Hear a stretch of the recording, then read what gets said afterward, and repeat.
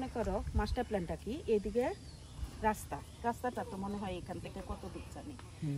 রাস্তার এই পাশে আমরা কি করব, আমাদের জমিতেই আমরা বসার জায়গা দিব। এখানে ছোট ছোট ওই ঘরগুলি থাকে না, ঘর বানাই দিব। হয়তো বড় জোর উপরে একজন থাকলো কিন্তু এখান থেকে ওইদিকে তাকায় থাকবে, ঠিক আছে। আর ওই কোনোটাই হবে একটা বড় খেলার মাঠ, ঠিক আছে। খেলার মাঠ হবে কি, অন্য সময় ধান ক্ষেত থাকবো, কিন্তু যখন শুকিয়ে যাবে তখন লুডু, দাঁড়িয়া বান্ধা, গোল্লা চোখ এগুলো হবে। এখানে আমি একটা বিলবোর্ড লাগাবো বা এইদিকে লাগাবো, এটা পশ্চিম দিক তো। আমার ইচ্ছা ছিল আর পুরো জায়গাটা এখানে বিলবোর্ড লাগাই দিব। মানুষজন এখান থেকে বসে একটা জাতীয় ৭ই মার্চের ভাষণটা হলো, একসময় একটা স্কুলে একটা অনুষ্ঠান হলো, মানে পুরো এলাকাটাই একটা স্মার্ট ভিলেজ। মানে আমি নিয়ে যাব কেন, আমি প্রকৃতিটা সাজাই দেই। তাছাড়া এখানে সবসময় মানুষ থাকে, রাত 10টা পর্যন্ত মানুষ থাকে, তারা ওইখানে ওই যে গাছগুলি খেলা হইলে খেলাটা উপভোগ করলো। এখন আমিও যে প্রধানমন্ত্রী কার্যালয়ে আমরা তো পাসপোর্ট হচ্ছে, এখন শুধু টাকা যদি নামলাম, জমি নাও নেই, সমস্যা তো না। আমার তো মাস্টার প্ল্যান অনুমোদন হয়েছে, এখানে কেউ জমি নিলে কিন্তু কিছু বাড়ি করতে পারবে না। হ্যাঁ, অনুমোদন হয়ে গেছে তো, এখানে তো অনুমোদনটা দেখছো, কোন দিক দিয়ে একটা রাস্তা হবে। হ্যাঁ, আর এদিকে পানি আছে না, পানি, কারণ মাছরাঙ্গা পাখিটাকে আমরা থাকার ব্যবস্থা করব, প্রকৃতিটা অ্যাজ ইট ইজ থাকবে, কিন্তু থাকবে কি খেলার মাঠ। তো এইখানে যে লোকটা জানার পর ও জমি কিনতেছে, ওই লোকটাকে তো ধরা দরকার, যে তুমি জমি কিনো সমস্যা নাই, কিন্তু তুমি তো স্থাপনা করতে পারবে না, এটা নিচুই রাখতে হবে। এটা এইভাবেই আমরা প্ল্যান পাস করছি 11 সনে। তারপরে আমরা আবার এই রাস্তাটা, এই যে এই রাস্তার মধ্যে আছে, এগুলি আশা করি তো ঠিক করবো বলে। হ্যাঁ, আর ওই সাইডে যাবে, ওই বাউন্ডারিটা একটু উপর দিকে উঠবে, পুরো বসে যাবে। ওদের জমি হচ্ছে গিয়ে এগুলো আর কি। আর এই ঈদগাহ মাঠটা, হ্যাঁ, আমার দাদারা দিচ্ছে এটা, পুরো ঈদগাহ মাঠটা।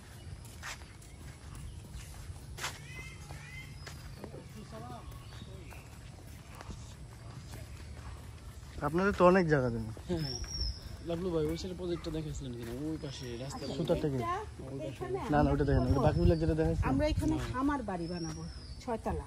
যেহেতু আমরা এদিকে কিছু করব না, এদিকে 6 তলা টাওয়ার হবে, কিন্তু গাছগুলি থাকবে আবার। হ্যাঁ, গাছগুলিকে এটা যতটুকু ক্লিন করে দিব। এখানে 6 তলা খামার বাড়ি হবে। এটা কারণ যারা বিনিয়োগকারী আসবে তারা তো থাকতে হবে ভালো জায়গায়, তো আসবে না। এটা একটা। আর ওই যে বলছি না হালকা, এইটা আসলে আমি এইখানে রাস্তা করতে চাই, এই যে এইখান থেকে না, জাম গাছের ওই পর্যন্ত। হ্যাঁ, জাম গাছের এখান থেকে শুরু না রাস্তা, না এখান থেকে রাস্তা শুরু। হ্যাঁ, তাহলে এইদিকে যদি একটু মাটি আসা ফুলরা ফালাইতে পারতো, তাহলে এই কোনা দিয়ে রাস্তাটা রেখে দিলে ওই জায়গাটা আমাদের আইসা পড়তো, তাই না? রাস্তা ম্যাম ওই যে কলাম থেকে, এই খুঁটি থেকে আমি যেটা করব, ওই যে ব্রিজ বানাই দেবো, বুঝাইতে পারছি? এই কালভার্ট না দিয়ে ব্রিজ দিলে কি, হ্যাঁ, তাইলে এটা তো এখন ব্রিজ দিলে এইদিকে একটু ওয়াটার বডি, আর এই দিক দিয়ে আমি একটু খনন করব। এইটা কার, এটা খুঁজতেছি, এইটাই আমার দরকার। এই জমিটা দরকার কেন, মাস্টার প্ল্যানে দরকার। এইটা পানি থাকে, এখানে আমি একটু খনন করব, এটা খনন করব। হ্যাঁ দেখছি ম্যাডাম।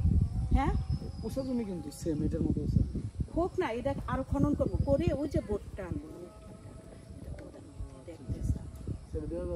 এখানে একটা নৌকা থাকবো, হাউস বোট, ওই যে সুনামগঞ্জ থাকে না হাউস বোট, এই হাউস বোটটা চলতে চলতে চলতে চলতে একদম ওইদিকে যাবো বর্ষাকালে। শুধু বর্ষার সময় এটা হবে, আর বর্ষা ছাড়াও তো একটু পানি থাকা লাগতো, এজন্য চিকন একটা খাল চ্যানেল বানাবো। এখানটা অত চওড়া হবে না, খুলনায় আমরা সাতক্ষীরায় যেটা করছি, যেমন ওই অংশ দিয়ে তো বড় আছে। ধরেন এখানে আপনার এইটা হইলে আমার স্মার্ট ভিলেজটা পাস করতে সুবিধা হবে।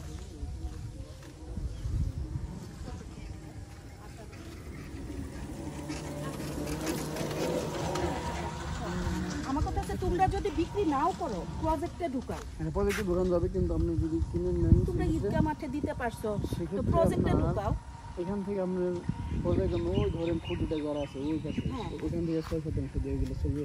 পরে পর্যায়ক্রমে নিতে হয়, এটা এইটা এইটা হচ্ছে আপনার এতটুকু সরকারি জমি, খাস জমি এটা। না খাস তো নেব না, খাস এই তো যে এমনি আপনার নেব। আমি আপনাকে বলে শুনুন, ওই যে ইটা গাছ আছে না, লম্বা খুঁটিটা হ্যাঁ, লম্বা খুঁটির থেকে এই পর্যন্ত এটুকু হলো খাস জমি। তো খাস হোক, তাহলে খাস নেব, তাহলে ওইখানে নেব। হ্যাঁ এটা তাহলে হলো খাস খাস। হলে খাসে তো পানি থাকলে হ্যাঁ অসুবিধা হ্যাঁ কি? এটা হলো খাস। হ্যাঁ এরপরের থেকে তা আপনার তো রেকর্ড। বলি। তো ওইটাই তো কই, খাস আমি তাহলে নিতে ওইখান থেকে যাবো আপনার কিন্তু। 6% এখন খাসে- পর্দা কমে নিতে হবে। খাস তো লিজে নিতে পারবো। খাসেও আমি পুকুর বানাই দেবো সরকারি জায়গায়। এখন মনে করো কোনো কারণে তোমাদের জমি দিতে ইচ্ছা করতেছে না, কিন্তু তোমরা প্রজেক্টে ঢুকছো, তাইলে তোমরা জিজ্ঞেস করবে না প্রজেক্টে ঢুকলে আমাদের কি লাভ, কি লস?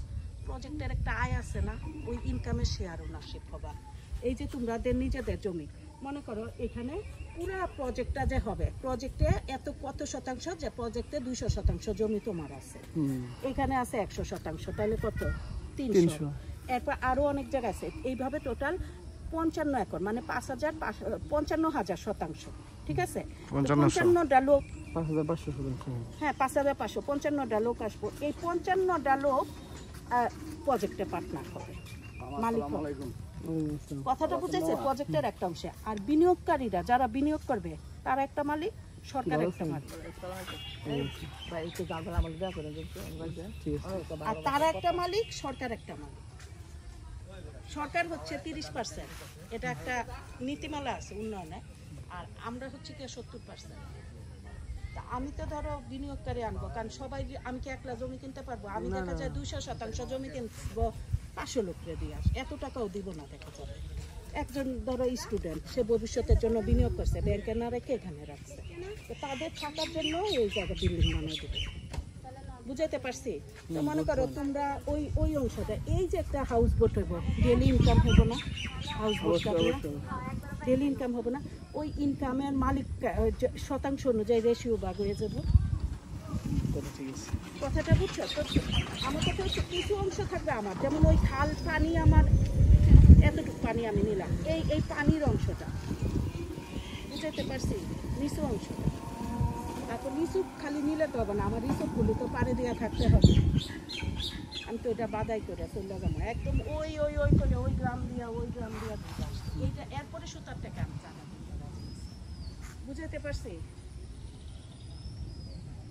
তাহলে এটা মতে এই এলাকার যদি বড় লোক ব্যবসায়ী থাকে, দরকার হলে তাদের নাম্বারও নাও, তাদের সাথেও আমরা যোগাযোগ করি, করে আমার স্টেটমেন্ট।